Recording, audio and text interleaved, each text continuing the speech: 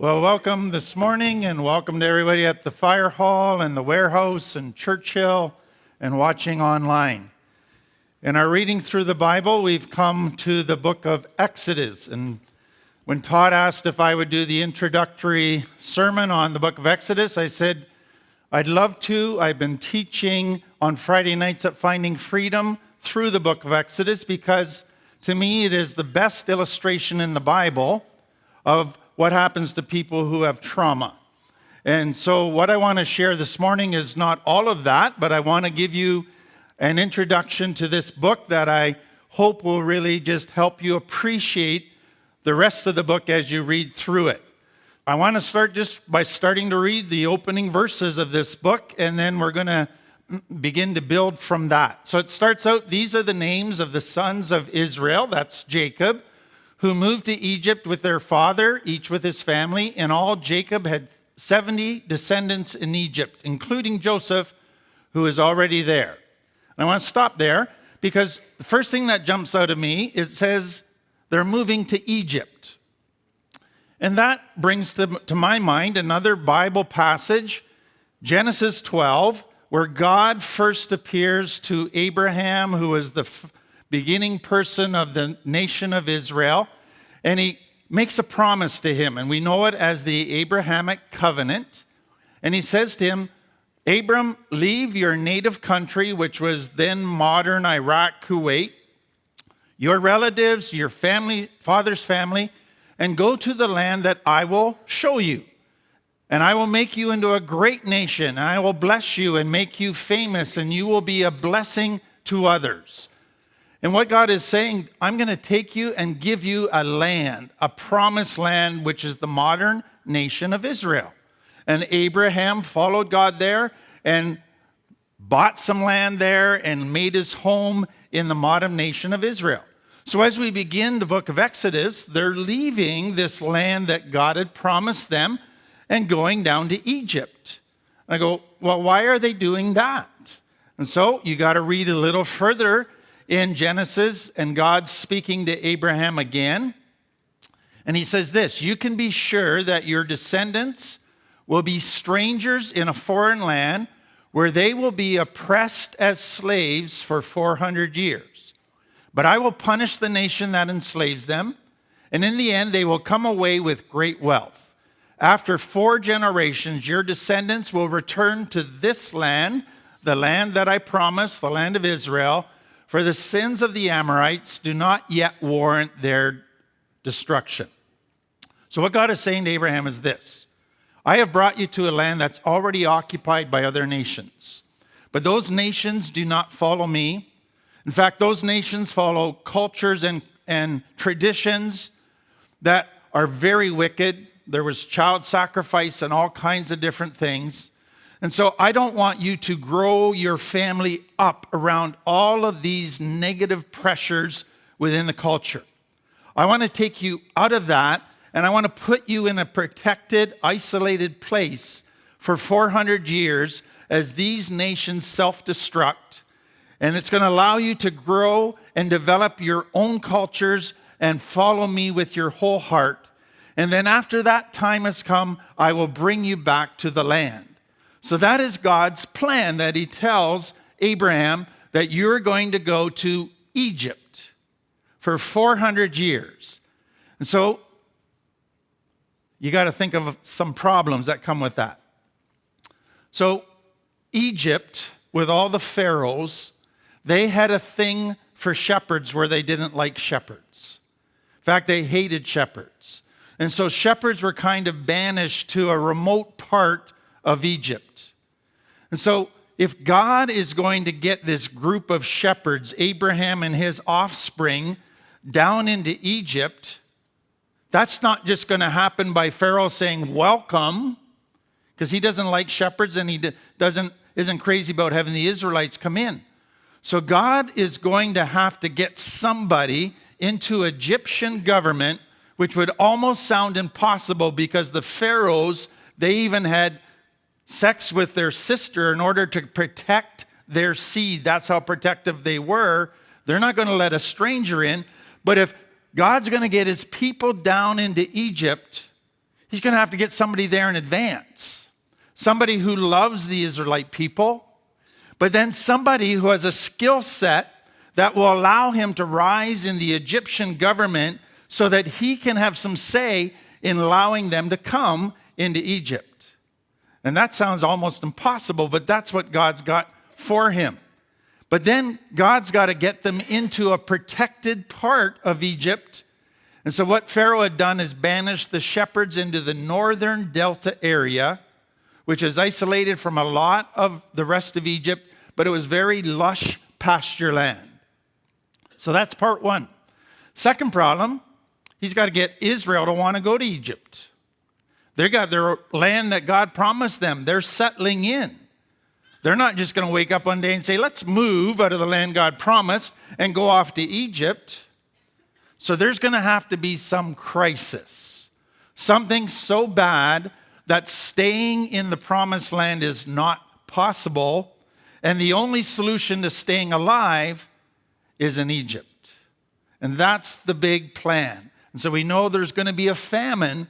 And the only place that has food is going to be Egypt. So that's God's plan for him. How's he going to pull it off? Is God just going to send a Boeing 747 to land and say, hop in everybody, we're going to Egypt, and make it all neat and tidy? What I want you to understand, and we're going to look at this morning, is how does God carry out his plan? And what we're going to see is he did it through a series of what we would call tragedies. So there's a concept we call the providence of God. It's not used, that term is not used in the Bible, but it's trying to put sense to a concept about how this world operates. So you have human beings, but yet there's God. How does that work as far as God carrying out his plan and human beings doing what they do? So there's two key concepts to it. Number one is God says, I am going to give human beings free will. I want them to love me, and I want an intimate relationship, and I want that relationship to be the greatest source of joy in their life, and I want them to know that loving relationships are also a great source of joy. So I could make them like a robot where they're programmed to love me, but that wouldn't feel like love because it's obligated. It's built into them. They don't have an option about it. The only way love has meaning is if you have a choice to love or not to love. So God says, I want them to experience the greatest joy, which is a chosen love relationship. So I have to give them free will. But as soon as I open that door, I'm opening the door where they could choose to not love me and not love others. I'm opening a door where they could hurt others, where people could be traumatized. And so one of the questions I get asked all the time by the people I deal with is this: why did God allow me to be sexually abused? Why did God allow that bad stuff to happen? And I don't have all the answers, but a starting point is God says, I got to give free will if people are going to learn love. And then I can't just intervene every time something bad is about to happen, because that would be taking choices away again. So I kind of have to sit on my hands, but then there's a second part. And this is what the providence of God is. It's somehow, in a way we cannot understand, God allows humans to make independent choices, billions and billions every day, but somehow he is able to still orchestrate all of the human decisions to pull off a plan that he had planned for years. And I don't know how he does it. Our little brains can't wrap themselves around that. We have to kind of let it live in tension. Human beings, God has given free will, but somehow he's bigger than all of that, and he can still orchestrate a plan. And so what I want to do is show you how that happened in all of the events in the beginning of the book of Exodus. And as we do that, I want you to look at it at three different levels. So we're going to see all kinds of human decisions. And most of the human decisions we're going to look at were wrong decisions, bad decisions, decisions that hurt other people. And then we're going to see how God orchestrated it all together. If you were to come on a Friday night, you might hear some of the people that come here say, is it odd or is it God? In other words, was that a coincidence? Or was God somehow weaving together in ways we cannot see a plan? And then the third level that I want you to follow is this. What was it like for people who love God to follow God's will? What did it mean for them to be in the center of God's will with a heart fully surrendered to God? So let's begin with the story of Joseph. Now, I'm going to go through a bunch of stories that many of you grew up on.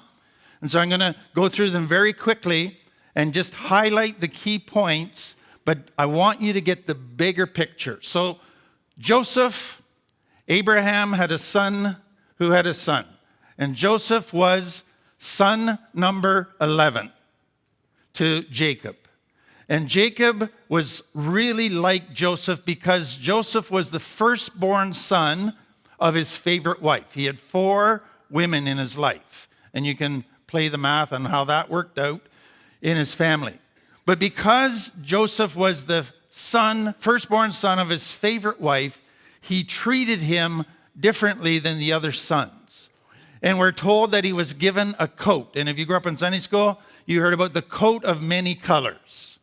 Now, that didn't mean it was this multicolored coat.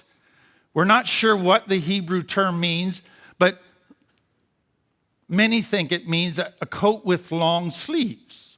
And the significance in the culture was this. If you wore a coat with long sleeves, that meant you didn't have to work. And so what Jacob was doing with his son is saying, I'm giving you the coat to say you're a privileged child who never has to work. And you're going to get the majority of the inheritance. So you can imagine how that went over with his brothers, doing all the work, and Joseph is sitting around being pampered. There's a couple things you need to understand about Joseph is, first of all, it's fascinating to read Genesis and see that every time Joseph opens his mouth, the first thing that comes out is God. And so at a young age, and we pick up this story at age 17, this young man is already committed to following God. The next thing is Joseph has a dream. And in the dream, he sees his mom and his dad and his brothers all bowing down to him. So here's pampered Joseph, who never has to work, coming to breakfast one morning saying, God gave me the amazing dream. He's going to use me in remarkable ways, and all of you guys are going to bow down to me. And so we're told they hated him with passionate hatred. And so one day, the brothers are off taking care of the sheep, and they're about 80 miles from home. And Dad says, Joseph, would you just mind going and checking up on how they're doing? And so Joseph heads off, and when the brothers see him coming, they realize we're in this isolated place. Nobody's around. Let's get rid of our brother. So they have a debate about whether to kill him or get rid of him some other way. And then, is it odd or is it God? At that time, some traders were coming down the trade route road, headed towards Egypt to sell their wares. And one of the brothers says, let's sell him to these traders, these Mennonite traders, and he will go down to Egypt and become a slave. And that's what they do. Now imagine young Joseph, 17 years of age, heart committed to following God. God gave him a dream that he was going to use his life in a great way. And now he's standing in Egypt, bare naked on an auction block for slaves, shackled. He doesn't understand the language. This is not his culture. He wasn't even able to say goodbye to his mom and dad. He was mistreated the whole way, and now he's going to be sold in a foreign country as a slave. Where were you, God? I thought you gave me a dream. I thought you were directing my life. And you can just feel his confusion and his hopes get dashed. And that's tragedy number one. All kinds of human decisions, and Joseph's in a very bad place. But then a guy comes along one day and he buys Joseph, and his name is Potiphar. And Potiphar, we're told, is the head of Pharaoh's bodyguard. And what that means is he's got the most responsibility as far as keeping Pharaoh safe. When he's in the palace, when he's out in public. And so Pharaoh would only pick somebody to be the head of his bodyguard that he trusted totally with his life. And so Potiphar is a close friend of Pharaoh, but he is high up in the government with tons of power. And he buys up Joseph. And there's something about this slave kid as he watches him do these very menial jobs. There's something about his attitude. He's not like other slaves. And he goes, I like this kid. And so he starts to give him more jobs, and Joseph does them with all his heart to the best of his ability. And he gives him more responsibilities and more responsibilities. And then he gives him the responsibility to manage all the slaves and all the affairs of his house. And then he says, I even want you to manage all my money. And he is learning, young Joseph, he's learning administrative skills.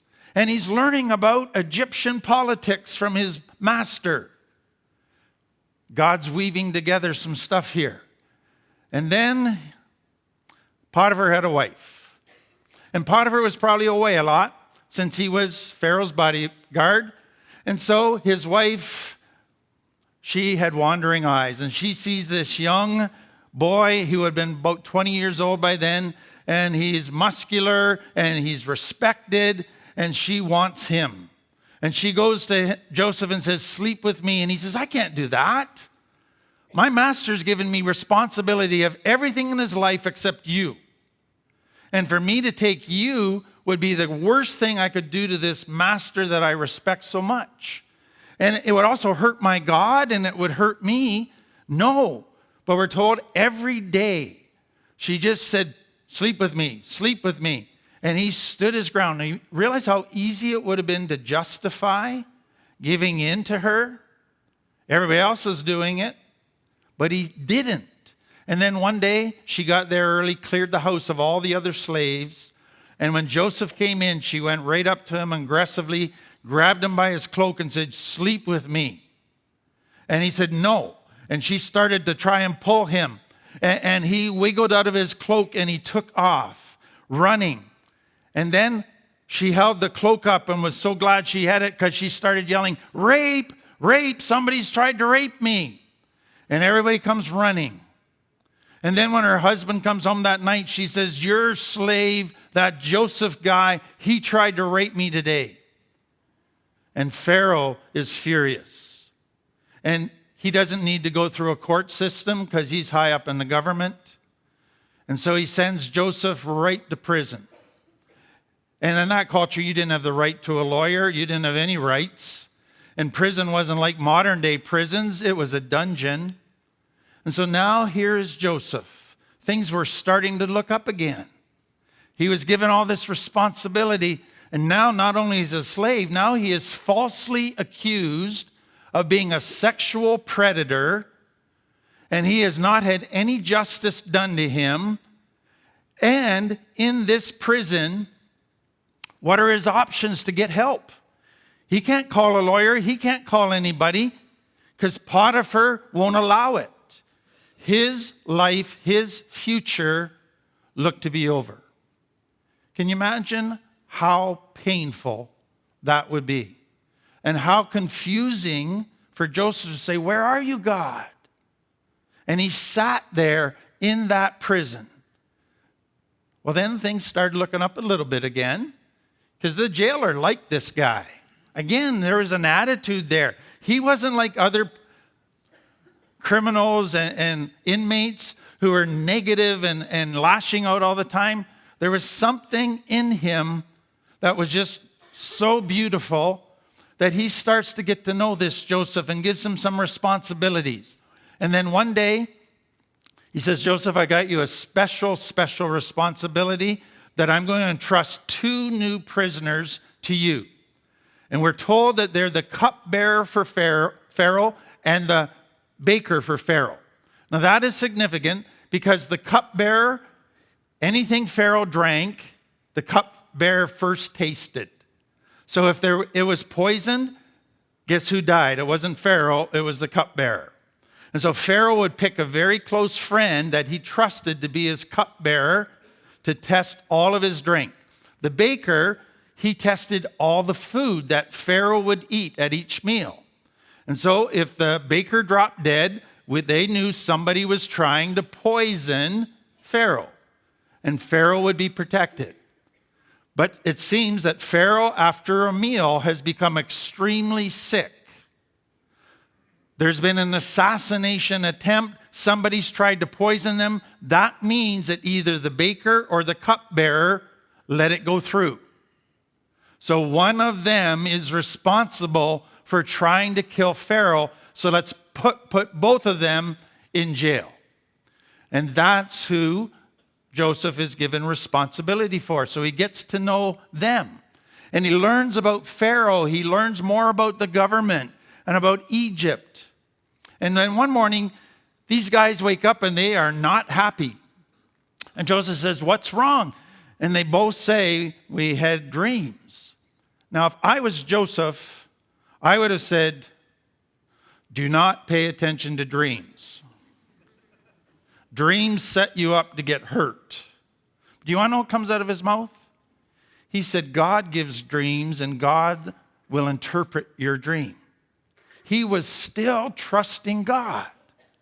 And so they told him his dreams, and he said, Mr. Cupbearer, you are the innocent party. You're going to get restored to your job.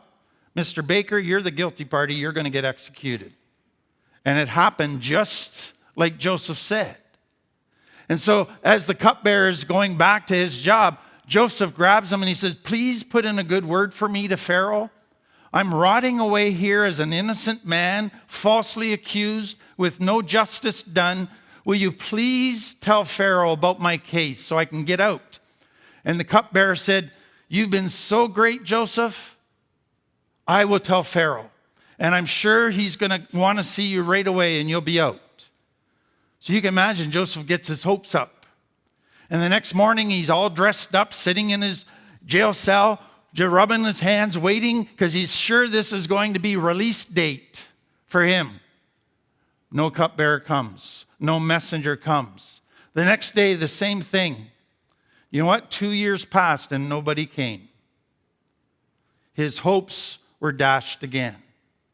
Now things looked even more hopeless than ever. And he's saying, God, I'm trying to serve you even in these conditions and you're not doing anything for me. Why constant tragedy? And each tragedy takes me to a lower and lower place. Well, Pharaoh had a birthday. And as part of his birthday, everybody was throwing a big party, as they would do for the person they considered to be God. But Pharaoh comes to the party and he's not happy because he's had a dream. And none of his magicians, wizards, wise men can help him understand the significance of his dream. And so then the cupbearer Pharaoh had a dream. I forgot about Joseph 2 years ago there. But he's really good with dreams. And so he goes to Pharaoh and he says, I think I might have somebody who could interpret your dream. And he tells him about his circumstances in jail.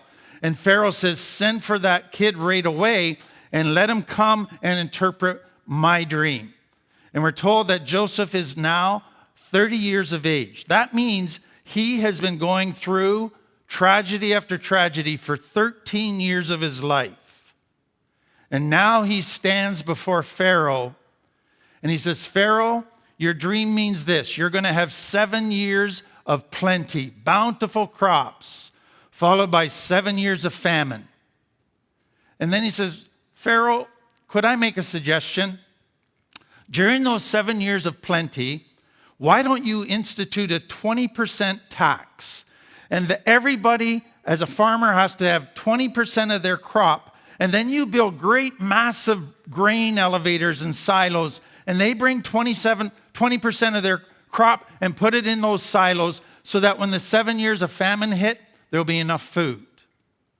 And Pharaoh said, that is a brilliant idea, and I think you're the man for the job. Now, what did God orchestrate? Through all of the tragedy, he learned administrative skills. He learned about Egyptian politics and government, so that when Pharaoh has his dreams, he has the skill set, and he's in the right place at the right time, and now he is second in command of all of Egypt. That's what God's providence is like. But we go a bit further. The famine does happen. So you have to say Joseph was 30, 7 years of plenty, 37, now 7 years of famine. Probably 1 to 2 years into that famine, his family up in Israel starts to run out of food. And they're desperate. And so what are they going to do? They hear there's food in Egypt. So the 10 older brothers, they come down to get food. And one day as Joseph is standing there waiting for people to come in and buy food, he sees his 10 brothers. Now you have to remember, he's 39 now, 40. It's been 20 plus years since they saw him last. So they don't recognize him. He's dressed like an Egyptian now. He's dressed like a courtier of the Egyptian pharaohs. But he recognizes them. And they come in, and what do? They bow down. Just like his dream said. And Joseph does a bunch of things in order, before he reveals who he is, to see that if they're really sorry for what they did to him, and they're sorry for what they put his father through, and if they'd ever do it again, and he gives them a bunch of tests, and when they pass the test, he says, I am Joseph. And then he says this, the stuff you did to try and hurt me, God has turned into good. That's the providence of God. But then he says, please bring dad down. Please bring all your family. There's more famine still to come. I can get you a good place with your flocks to live. And all of them come down and live in the delta of Egypt. Do you realize how many millions of human decisions were made? And it looked like God was not doing a thing to stop evil or all of those bad decisions. It looked like God was sitting on his hands. It was confusing, very confusing for Joseph, but somehow God orchestrated those thousands and millions of decisions to get Joseph to the right place to be second in command, and then to bring all of his people down to Egypt. And that's the beauty of this providence of God thing. Okay, that brings us to Exodus 1. In time, Joseph and all his brothers died, ending that entire generation. But their descendants, the Israelites, had many children and grandchildren. In fact, they multiplied so greatly that they became extremely powerful and filled the land. What did God promise Abraham? I'm going to make of you a great nation. They came down, 70 people was all there was to the nation of Israel. Scholars believe that at this time, there's probably 2 to 3 million people now, Jewish people. That's how much they grew. But there's a second problem. They're becoming so prosperous in this wonderful, lush land of pasture, they're not going to want to go back to Israel. And that's part of God's plan too, to take them back after 400 years. So how in the world is that going to happen? Well, let's let the passage begin to roll out. Eventually, a new king came to power in Egypt who didn't know anything about Joseph. So there was a whole dynasty change in Egypt. And he didn't know about Joseph or anything he had done. And he said to his people, look, the people of Israel now outnumber Egyptians, us, and they're stronger than we are. We must make a plan to keep them from growing even more. If we don't, and if war breaks out, they will join our enemies and fight against us, then they will escape from our country. We've got to do something. So the Egyptians made the Israelites their slaves. They appointed brutal slave drivers over them, hoping to wear them down with crushing labor, hoping to make them so tired and weak they couldn't have any more kids. They forced them to build the cities of Pithom and Ramses as supply centers for the king. But in spite of all this treatment, the more the Egyptians oppressed them, the more the Israelites multiplied and spread, and the more alarmed the Egyptians became. Solution 1 did not work for them. It backfired. So the Egyptians worked the people of Israel without mercy. They made their lives bitter, forcing them to mix mortar and make bricks and do all the work in the fields. They were ruthless in their demands. Then Pharaoh, the king of Egypt, gave this order to the Hebrew midwives. When you help the Hebrew women as they give birth, watch as they deliver. If a baby is a boy, kill him. If it's a girl, let her live. The only solution to these people is slavery and genocide of the next generation. Let's kill all the boys. So now let's go to the shoes of a Jewish person who's been made a slave who loves God. You're praying, and it says years passed, the king of Egypt died. That didn't change anything because the next king came along and the Israelites continued to groan under the burden of slavery. They cried out for God and their cry rose to God, but nothing changed. Can you imagine how hard that was? Where are you, God? We thought we were your promised people. God, we hate what's happening to us. Please do something. And God doesn't seem to do a thing. Now, what they didn't know is that God was working behind the scenes. And they wouldn't see the results of that for 80 more years. But in that, there was this couple. And we don't even know their names for sure. But they had a baby. And they had a sense that God had a special plan for this baby.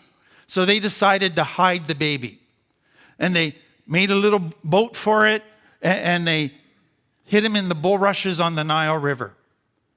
Every day they did that, hoping nobody would detect. And they had his older sister kind of hovering around in hiding just to make sure that nobody found this little boy.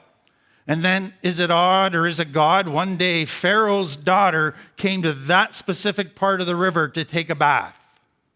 And is it odd or is it God? As she's taking a bath, that little baby started to cry. And she heard it and she sent her people to say, where's that noise coming from? And they find this little basket. And they open it up and they can tell it's a circumcised baby. This is a Jewish boy. And she says, doesn't matter, I want it to be my baby. And I'm going to call him Moshe, which means drawn out of the water. Moses, we call him today.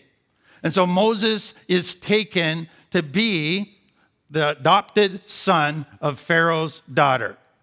Miriam, his sister, pipes in and says, you probably still need a wet nurse. I got a real good wet nurse I could get for you. And she said, please do. And she gets Moses' mom to take care of him for a while. And so Moses grows up in the palace of Pharaoh.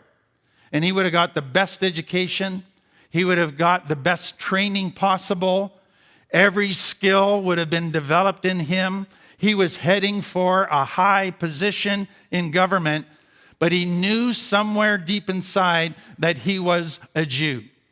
And he started to care about his own people because he knew about the slavery. And he started walking around to get to know what was going on better. And one day he sees an Egyptian slave master beating ruthlessly an Israelite slave. And he tries to stop him. And they have a fight, and we don't know exactly what happened, but it ends up that the Egyptian slave driver is killed. Moses panics, but he looks around. He can't see anybody. And so he quickly buries him in the desert sand and covers him with dirt and goes, I think I got away with that one. The next day he's out for a walk and he sees two Hebrew men fighting each other. He says, we got a hard enough life. Don't start turning against each other. And one of the slaves says, are you going to kill us like you did the guy yesterday? And Moses, you can just feel his heart sink. He was just trying to help, and he got caught. And now he goes, what do I do? If this word gets out, who of these people told? And Pharaoh finds out, he will kill me because I killed a slave master over a slave. He says, the only option for me is I run for my life. That means I got to get right out of the country of Egypt. And so he goes into the desert as far as he can go from Egypt. And I can just see how crushed he is. He said, God, I thought you were preparing me to deliver these people. I was wanting to help you. Now what good am I going to be? Crushed dreams again. Well, he can't go back to Egypt. He's got to do something. So like most men, he finds a woman, gets married, finds out she's a shepherd, and he becomes a shepherd. And he takes care of sheep for the next 40 years out in the desert. And you look at that and go, what a waste of talent, God. Why are you allowing this to happen, God? This guy, he understands the Egyptian world and the Hebrew world. There's nobody better. And now he's taking care of dumb sheep in a desert. I found it interesting this past week. I was listening to some recent brain research that's been done. And what they found that the human brain has many similarities to a sheep brain, especially when fear is triggered. And so for people with trauma who live in fear, their brains operate a lot like a sheep brain. And what is God saying to Moses? He's saying, Moses, I want you to lead 3 million traumatized people around for 40 years in this desert. So I'm going to give you a trial run with a bunch of sheep. And you're going to learn how to lead traumatized, fear-based people over the next 40 years so that when the time is right, you're going to lead 3 million traumatized slaves out of Israel, out of Egypt, back to Israel, just like God promised. And that is what happened. Now, let me quickly give you what these people were like. If you don't understand traumatized people, they don't trust anybody. In order to survive, they've had to focus on negative and look for danger, and they tend to become very disgruntled, bitter, angry, and negative people, especially with any change. And so we're told throughout Exodus, Leviticus, Numbers, Deuteronomy, their patterns of behavior. And here's what it's like for them. They complain all the time. So after 11 months, here's what they say. Now the people complained about their hardships. If only we had meat to eat. We remember the fish we ate in Egypt at no cost. Also the cucumbers, melons, leeks, onions, and garlic. Now we've lost our appetite. We never see anything but this manna. See what they're doing? They're starting to glorify that Egypt was a good place and that this place is terrible. And then they go on and say, why is the Lord bringing us to this land only to let us die? Our wives and our children will be taken as plunder. Wouldn't it be better for us to go back to Egypt? Why we should choose a leader and go back to Egypt. You know the people that I deal with? They come out of trauma and say, I never want to go back to that chaos and that hurt and all that abuse and stuff. Many of them, 6 months later, a year later, go, I think I'm going to go back there. Because this new life's too scary. This new life, I don't know what to do. It creates all kinds of fear. I want to go back to what's normal, where I know how to live. And so Moses led that kind of people around, 3 million of them for 40 years. I don't think on many days he got a whole lot of high fives from people saying, Moses, you're the greatest leader. They're saying, Moses, we don't like you. Moses, grumble, grumble. We wish you weren't our leader. It was constant pain for Moses. But he led them out. And that God had prepared them for. So let me end with this. Number one, do you realize that Joseph and Moses were surrendered to God, wanted to follow God with their life? And what did being in God's will mean for them? Tragedy. We often think that being in God's will is going to take us to a place of great blessing right away. But sometimes being in the center of God's will is going to take us to a harder place long before a better place. The idea of God's providence, secondly, is seen all throughout the Bible as a great source of encouragement. And in Romans 8:28, it summarizes it by saying this: God takes all things and he works them for good for those that love him. As I look at the tragedies in my life, those tragedies weren't good things. Nor will I ever say to a person who's been sexually abused, that was a good thing. But what I have learned from those tragedies is this: God's done two things through them in my life that have turned them to be good things. And I look back at my greatest tragedies now as being my greatest blessings because of the two things that came out of them. Number one, what came out of it for me was God said, I need to change you to be more like Jesus. There's parts of you that still are selfish. And do you know that? It's easy to love when you feel like loving, but when you're in a tragedy, you don't feel like loving anybody. And God says, let me teach you how to love when you're in pain. And then I'm going to make you more like Jesus. I'm going to turn that tragedy into a good thing by making it more like Jesus. Second thing, he says, I want to make you more effective to reach people for me. And I am going to give you circumstances that seem so wrong and painful, but through that, you are going to develop skills and a heart of love and understanding. And I'm going to give you a platform that now you can reach people that you never would have been able to reach before you had that tragedy. And so God is saying, all that stuff that happened to you is terrible. But if you surrender to me, I want to take that and build into you greater character and give you greater effectiveness in helping others. And I trust you're able to do that. I'm going to release the other sites to the worship team. And here we're going to sing a song that puts all of that into words.